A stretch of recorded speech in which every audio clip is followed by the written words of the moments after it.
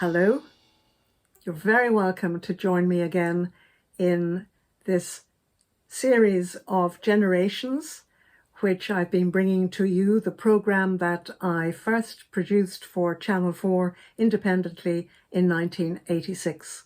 A series of 8 talks, discussions with 8 outstanding Irish women who had made their way in the world independently, had risen to the top of their careers, and who were thriving and successful on the merits of their own work without having been given any kind of assistance at all.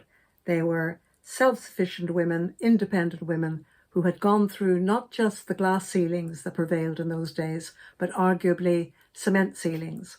And I can hear some people saying, Pauline, it's not just in those days, they're still around. And that may well be true in a lot of areas and in a lot of places. Depends where you are. But all of the 4 women whose discussions with me took place in London, in our very special studio in the London Tara Hotel, given to us very generously by the manager, Owen Dillon, who was very much behind this initiative, which he thought was a very good way of putting a spotlight on 8 women who had come from Ireland and who were making a name for themselves in their respective fields in the UK at that time.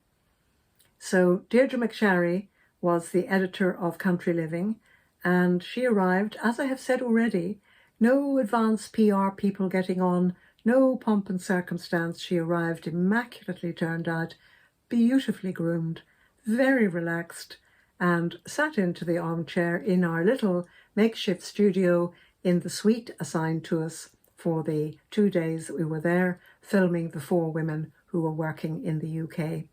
And she was charming. She discussed her mother, her background, how her mother had been involved in the magazine business and was a writer and had worked for a magazine called Women's Way. I am not going to preempt anything that Deirdre says because I couldn't match the wonderful way she describes some of her memories, and particularly of her mother. So their biography, the potted biog, is in the notes that I have provided in the details, and you can familiarise yourself with some of those. But I'm greatly indebted to Deirdre McSharry.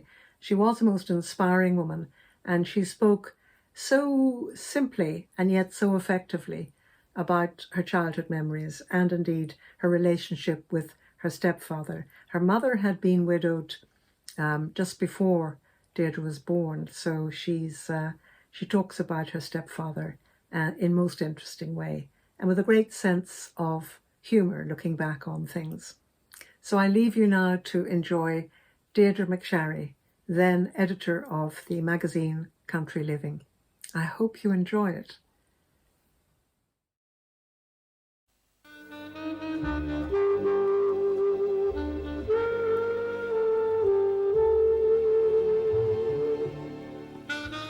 Deirdre McSharry, as the editor of Cosmopolitan, I always thought of you as a very influential woman. Who had the greatest influence on you as a child? Well, obviously my mother. I mean, there isn't a living Irish woman who would say otherwise, but in fact, as my mother very much brought me up, as my father died when I was 7, my mother was a working woman, and a working woman with a lot of style and a lot of guts, and a working woman operating in a city that wasn't her own. As in fact, although her name was Mary O'Brien, she was from the north of England. She was, the prime influence in my life. Did you have great admiration for her? Yes, I did, because until I went to school, I was sent away to a convent when I was about 7 and discovered that not everyone's mother had dyed blonde hair and long red nails and beautiful black high-heeled shoes. Most people's mothers were, farmers' wives and stayed at home. And I felt very sorry for them. I didn't realize the entire school felt extremely sorry for me because I was the only girl in the place with a kind of paid working mother, because she was a widow and had to support us. And yes, I admired her because she always made work seem very special and glamorous. I mean, she was extremely responsible. She was editor of a women's magazine in Dublin called Woman's Life. And our idea of absolute thrill in the holidays was being allowed to go and sit in the office and watch my mother type in her hat. And we were allowed to sit at the other end of the office with an ice cream and be very quiet. And I think the reason really that I went into journalism is because I learned to type when I was 7, very badly. I still do it in the same way. And secondly, I was allowed to cut out and paste down the pages into the dummy. And I mean, that's something I do to this day. So when other little girls were cutting out paper dolls, I was cutting out magazines and sticking them to scrapbooks and making magazines. I've been making magazines since I was 7. Have you very early memories of the style you referred to, of her particular style? Yes, I do. She died just before my 21st birthday, and one of the rather sad things I had to do, because my stepfather was deeply, deeply upset at her death, was to go through her clothes. And some of them I kept for several years, a fur coat, which I gave to my then mother-in-law. And they went on smelling of Chanel No. 5 for years and years and years, and that was really the smell of my mother. And I realized that it was terribly important to smell wonderful. You know, moments of stress and strain, she would get out the spray, and I keep a spray in my drawer. Moments of stress and strain, they all know I'm kind of busy spraying myself with something. Her clothes were wonderful. She bought extraordinary clothes, and again, they kind of lasted for years. And I dwell on this not because of the superficiality of things like clothes and makeup and dyeing your hair and painting your nails and all those other things, but because they demonstrate a kind of strength. I regard the whole business of how we present ourselves as our kind of armor against the world, and it's very important for women every day to put themselves together. It doesn't mean that I think everyone should dye their hair or wear makeup. I think, in fact, it's wonderful now that so many young women don't really need these props, but that it's very important that they should make a statement when they face the world, that they feel good about themselves. And I think that's something I learned from my mother very early on. Did you watch her making up? Yes, I did. Yes, that was absolute bliss, was being allowed to look in her triple mirror. I mean, I nowadays have a little teeny tiny mirror in the bathroom, that's it. But she had the full 30s works, you know, the triple mirror. And in fact, I've got something, practically the only thing I have from my mother, which is a very 30s powder compact. It's silver, as it happens, with enamel. And I don't use it because we all now use little things from Woolworths or whatever. But to me, it epitomizes this kind of attention to detail that even the powder compact, you know, was immaculate and blue and a kind of mini work of art. She was kind of obsessional. I think I've inherited that obsessional quality. Did she give you that? Well, it was when she died. That's just one of the things, you know, one of the few things I got, because, you know, I've traveled a lot, and there simply just wasn't a lot left, and that was one thing, and some photographs. But I mean, the important thing that parents leave you is their sense of who they are, and that they think that they're important, and they make you feel important. When I was young, my mother had a brilliant ability to make my brother and myself, both of us, seem like the most important people in her life. How did she do that? I don't know. This sort of great, this beaming. She had enormous brown eyes. I don't really look a bit like her at all. And she would sort of beam her eyes on you and focus her attention on you. And I noticed at parties, she always looked at the person she was talking to and never really looked at anyone else. And I was always terribly impressed at that. It was very good. Did you want to look like her when you were little? Yes, I did, and I was rather disappointed that I had sort of huge Irish face and lots of other indeterminate hair, and so it really didn't look like her at all. But I think it's actually very difficult if you look exactly like your mother. It must make life very difficult. Did she flatter you? Yes, she did, yes. And when she got ill just about the time I went to university, but she was terribly pleased. I mean, I didn't do terribly well. I wasn't very bright. But she was terribly pleased, you know, that I had actually got in there. And I think she did see me in one tiny little play, and she thought that was rather wonderful. And I think she did see some of my really early writing, but I'm not sure she saw any of it in print. But she would have been pleased. Did she take you out when you were a little girl? Yes, yes. My mother, because she was very young and glamorous and a widow, I think she thought the children were kind of rather handy accessories, so we were taken along, not just as token children, but she believed that you know, everyone was entitled to enjoy themselves, and so we were taken to the club, Stephen's Green Club, and given sort of proper grown-up lunches. The minute we could, you know, sit up and hold a knife and fork properly, and we were never allowed to bite the glass or, you know, behave badly. We all had to get on with it. And because we came from a family on my father's side that had an involvement in a fish restaurant, we were always encouraged to do things like eat oysters quite young, and come to grips with it. There was none of this business about I'm too young, I can't do it. You were expected to get on with life. And because my mother was an obsessional race goer, she and my stepfather used to go to race meetings nearly every Saturday, she carefully arranged with whoever was looking after us that we went to the theatre on Saturday. So we went to the matinees at the Gaiety, which I think, looking back, was really amazing for children in their sort of, we were 7, 8, 9, 10, 11, that kind of thing. But she just thought, if the theatre was interesting to her, it must be interesting to us, which has given me a lifelong interest in the theatre. So, she's given me a lot of legacies. Do you remember any of those shows at the Gaiety that you particularly loved? Yes, I do. When I was 12 years old, my mother said, "What would you like best in the world?" And I had seen a photograph of a Siamese cat, and so my birthday present was a Siamese cat, and my birthday treat was being taken to see Michael McLeomore. And some years later, I worked for Michael, and I told him this story, and I think he was kind of touched. I don't think he was thrilled to be reminded, that I was young enough to have seen him when I was 12. Yes, that was something that I remember very, very clearly. What was it like having a stepfather? Well, it's always difficult. I'm a stepmother myself, so I'm, could write a 3-volume novel on the business about step-parents. Actually, I think this is an interesting point. Increasingly, there are these protracted families because, many people marry more than once. And I myself find it very interesting. I live with a man who has children, and they're grown up, and I have my own grown-up stepchildren. And so, in fact, one has the benefit, and I'm actually technically childless, of having, 4 children and 3 children that I see quite often. And therefore, by extension, my stepdaughter has 2 babies, and the man I live with has a grandson. And so, one has all the benefits of an enormous family without actually having had to do it oneself. So, I think there are, looking back, I think it was very difficult for my stepfather. He was slightly younger than my mother. But he did his best for us and paid for my quite expensive education, for which I'm eternally grateful. And I think we were all very competitive for my mother's attention. So at the time, I imagine it was very painful for him. It was certainly very painful for me. And when I went through the terrible teenage period, I loathed him.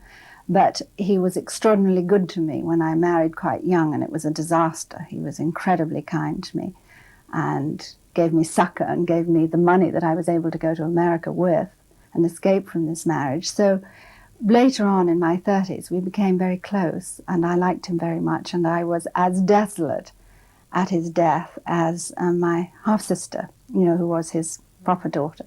So, yes, we became very close in time, but it was a very difficult relationship in the beginning. What age were you when he came on the scene? Well, I was at the worst possible age. I was 15, and then my sister was born when I was 16. But that changed everything, because my brother and I took one look at this tiny baby and thought, this is wonderful. There must be some advantage to this man moving in, because there's this lovely baby whom we adored and still adore. So you welcomed her? Yes, we did. It was lovely. What did you loathe about him?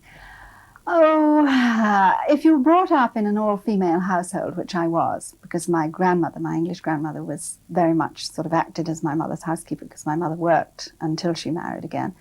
And we had a very sort of cozy girl from the country who was, as it were, the maid. It was a very cozy female household. And in comes a man, who sort of shaves and locks the bathroom door and talks in a loud voice. Claire Boylan, actually, in some of her short stories in one of her novels, writes about, noisy Irishman. In fact, he wasn't. He was the most discreet and charming and well-mannered man. But nevertheless, I think it was the idea of this male persona breaking into this lovely, soft, marshmallowy female household. I just found it very painful. Did you have rows with him? I wasn't strong enough to have rows with him, but I just kind of sat in the corner and quietly loathed him. I'm sure he was aware of it. He also took his duties as being stepfather very seriously, and I tried not to repeat this pattern, but maybe I did. He would collect me from dances at 10 o'clock. Now, everybody else was allowed to stay at the dance until it closed, so that was ghastly, and he would stand like Mr. Rochester in the doorway waiting to take me home. I thought that was awful, but he was simply being very protective, which, looking back, was very nice of him. Were you ever jealous of your mother's affection for him? Yes, I imagine I was. Yes. We were all competing for my mother's attention. She was very strong and very glamorous. Did you tell her about that? No, in those days you didn't talk about those things. It's a long time ago. We're talking about the 40s and early 50s. It's a very long time ago. Did you talk to her about other intimate matters? No, I didn't. It was all part of my mother's style, that if you had problems, you kept them to yourself. You didn't complain. And the family style was that you put a good face on things at all times. Was there anyone in whom you could confide? I can't think. There was a nun. I still see her occasionally. She's now in her 70s. I think I confided to her. And I had very close girlfriends. I think I was an early feminist because I understood, first of all, the importance of women being in charge of their lives, because my mother demonstrated that daily by clapping on her hat and going out the door and earning our living. And secondly, because Irish women are very supportive of each other. And even as a little girl, the other girls at school, once they got over the shock of my having an English accent, because I'd been brought up in London until I was 7, were lovely to me. And so I always had very close girlfriends that I confided in. So that got me over the problems, I think.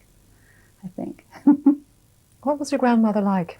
Oh, she was a very tough Lancashire Catholic. She came from one of those old English Catholic families, not grand, I may say, very much the opposite. But she had known real hardship from coming from, almost a working class Catholic family. And for instance, one of the earliest things I remember when we came to see her at the end of the war in Richmond in Surrey, which is a very sort of middle-class suburb, she was more or less supporting the local priest because there were so few parishioners, and he actually, had virtually no money. And I suppose that was an early example of kind of another sort of solidarity. In Ireland you assume the priests are all quite well looked after. I realized in England they weren't particularly, and I just quote this as an example of her kind of strength and toughness. Also, as a widow, she didn't really have her own home, and she revolved from daughter to daughter. She had 3 daughters. And performed, the function of a grandmother, which is now, it's disappeared. I mean, I'm in that sense a grandmother figure, and I think if somebody said to me, would you come and look after my house and my children for months on end, I'd say, but listen, I have a job, And whereas in those days, that was the grandmother's job. I think I was quite impressed by her, though we didn't get on terribly well. Why not? She was very tough and uncompromising and north of England. I now realise, in fact, I'm probably quite like that, but at the time I just thought she was tough and English and unpleasant. Do you think you're like her? I think I'm probably more like my Irish grandmother, who was an extraordinary woman who lived in Rathgar Road and had black silk umbrellas with silver handles and things like that, and brought up a large family, was very, very strong. I think I'm probably more like her. Did you see her a lot as a child? Yes, I did, yes. I was intimidated by her. She was very, quite tough lady, but again, very stylish. And what are your memories of being intimidated? Oh, the usual childhood ones of, I always knew that my best moment would be when I was grown up. I mean, I was surrounded by people who loved being a child. I always hated being a child. I thought it was very boring. I knew you weren't in control when you were a child. So the business about this hierarchy of females, which I think I've demonstrated, there were a great many strong women in my family. I couldn't wait to get out from under them and, demonstrate my own strength, I suppose. At the time, I felt I had no strength. Do you think you were rebelling against them in any way? Yes, I suppose I was. I mean, we all do. You have to. This is how you grow up. Although it was a tragedy at the time that my mother died before I was 21. In fact, if my mother had lived, I imagine we would have been extremely competitive and competitive. But as it happens, she gave me a kind of strength which allowed me to stagger through my 20s and 30s and 40s and finally my 50s. But she gave me the spirit. But in fact, if she was here in the flesh, I think it probably wouldn't have been so good. It took me a long time to recognize that. I think I've only recognized it in the last 5 years. Why is that so? Well, because most people whose parents die young, they idolize their parents. I idolized my mother. And some years ago, when I had a great many problems myself to do with my marriage, my second marriage, breaking up, and I felt I was a worthless person. This was at the height of Cosmopolitan's success, if you like. It was a sort of curious situation to find oneself in. The very good psychotherapist who helped me suggested this, that, you know, the idealization of my mother perhaps was unrealistic, and I think she's probably right. Were your grandmothers any help to you in getting over the loss of your mother? Yes, I think so, but by then I was already a student, and I was so busy being out in the world, you know, having lived at home all my life and been in the convent and at day school in Dublin. And in fact, when I was at university, I still lived at home, whereas, of course, most of the people at university in my period were, in fact, not Irish and obviously were living away. I wasn't going through this breakaway thing. So once my mother was dead, although I technically lived at home, I had the need in myself to break away and demonstrate who I was, which is, I think, why I went into the theatre, although I was also doing some writing, was that by being in the theatre, which my mother had not been in, I was able to demonstrate that I was a person in my own right. I wasn't just a shadow of my mother. And obviously at this point my grandmothers kind of receded. You know, it wasn't that they weren't supportive, they were. Both my families on both sides were, and those who are still around are very supportive of me. I mean, this is the point about being Irish, really, isn't it? That you can always depend on your family, and whenever things haven't been so good here, I have immediately rushed home. I still rush home to my sister, you know, who's 16 years younger than I am, and lay my head on her chest, metaphorically, and have a good weep. I think, you know, families are a seamless robe. You have to go through a period where you want to scratch your way out of this robe, but finally we will all lie entombed and shrouded in this robe, because that's, I suppose, what family life is, this extraordinary continuity. And as you get older, of course, you find yourself, I've just been on holiday, and I realized at this age, and with you know, a man of my age, we were in a strange way recreating almost a childhood holiday, being by the sea and eating rather simple food and going swimming every day, almost kind of like bucket and spade, you know? And I think this is what you do as you get older. You are walking backwards towards what you came from, you know, and all this elaborate facade starts wearing away. It's like the face, you know, the wrinkles start coming through. In the beginning you resist it, and in the end, you know, that's what is there. In the end you are what you were when you were 7. That's who you are. That's who you always will be.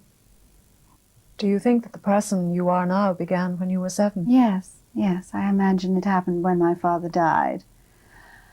And my mother brought us back to Ireland, and she became a full-time journalist again. And, you know, that the pattern just repeats itself, doesn't it? I mean, we all make terrific forays to the other ends of the earth and involve ourselves with lots of different people and try and change our lives. I mean, this is right, one should do it, but in the end, you go back to where you began. Did your mother have particular dreams or plans for your future? I think if she did, she was quite clever to conceal them, and I think that's important. I know I have some friends who are still in this day and age, which is absurd when women have every chance to determine their own lives. They're still trying to determine their lives through their children, and I think she didn't want to make that mistake. But she wanted me to be a success, yes. I mean, it was very important, as I've stressed, the business about looking good and sounding good and getting on with it and not making excuses for failure. In that sense, she, you know, predetermined that I would at least always earn my own living, which I have, I'm pleased to say. Was she a good critic? Yes, she was, yes. And also she did that thing for one that everyone should. I can remember when I was about 10 and was becoming a very serious reader. You know, this is before television. And in those days you simply entertained yourselves, and in the evenings after tea you got out the paint box and you painted pictures, and you got out the books and you read books, and occasionally you were allowed to listen to play on the radio, and that was it, you know, until you went to bed. And I can remember her starting to select my reading at that age. And looking back, she did a kind of virago on me. She produced books about women who had sorted out their lives, like Marie Curie and Florence Nightingale, and in particular Dame Laura Knight, who's a famous painter who died when she was, I think, about 103, and whose her mother, Dame Laura Knight's mother, had determined that she would be a painter and had painted while this baby was in the womb so that the baby would have talent, and the baby turned out to be extremely talented. And my mother had painted, very slightly as a child and a teenager. So she very much encouraged my painting and, encouraged my interest in the theatre, as I've explained, and my interest in clothes and my interest in design and colour. So, yes, in that sense, she was trying to, open my eyes, which is really what parents should do. Did she ever give you advice? I don't think so, but, it is a very long time ago. I'm now 54. I just think her advice was by example. She always seemed to be in charge, and I think the example is the best advice, isn't it? People come to me now for advice, and children of friends come to me and they say, I want to be a journalist, I want to go to New York or whatever. And I say, I will tell you what I know. And I watch them, and they're not really listening. They're looking to see, how has she hacked it? Is she okay? And the actual advice passes clear over their heads, which is quite right. But they're watching to see, are you somebody who's survived? Therefore, can you be trusted? And I think that's the advice. The advice is all here, who you are. That's the advice. It's not, what I would do is so-and-so and so-and-so. The advice is the example. Are there things now which you wish you had said to your mother or done with her, hadn't done? Oh, yes. Anybody whose parents die when they're young, you dream most nights, I suppose. For years I dreamt that my father was sitting on the edge of my bed. And then about the time I got married, the first time when I was about 22 or something, that image disappeared from my dreams. So whatever was going on there went away. Yes, but the very things I'm saying to you, I don't particularly believe in an afterlife, but there is this continuity that one thinks about in terms of family life or in the arts. Why do people go on scratching on rocks or making paintings? We want to hand on something. Yes, I would like to remind them, to say to them wherever they are, you handed on quite a lot of useful things. I have survived. I'd like to thank you for that. Yes, all those things. You seem very aware now of the benefits which they bestowed on you. Well, as you get older, you are, I think. And maybe because they're not there in the flesh, it's easier. It's always easier to thank people when they aren't there, isn't it? It's much harder to say thank you to somebody in person. Yes. Do you think there's any advice that one can give to a person as to how to cope with the loss of a mother? No, I don't. I don't know how. I don't know that I've coped, really. I think one never recovers from, the death of parents. But maybe it's easier to deal with it when you're younger and you've got the whole of the rest of your life to recover in. Whereas I do see people very often who are older and their parents die. And in some sense there's a relief because older parents can be difficult. But they are shattered, and at least my shattering happened so long ago that I've had all these years to put the pieces back. I don't know. And yet, as you said, the vision of your father in your dreams disappeared after a while. Yes, well, that may, have been to do with the sexuality of, finally being married, and I don't know. I'm sure there are lots of Freudian explanations for that. This is quite well known. Women who don't have fathers, whose fathers have died or their father was never around, always have a problem with men, because inevitably when you look at a man, you are looking for a father figure.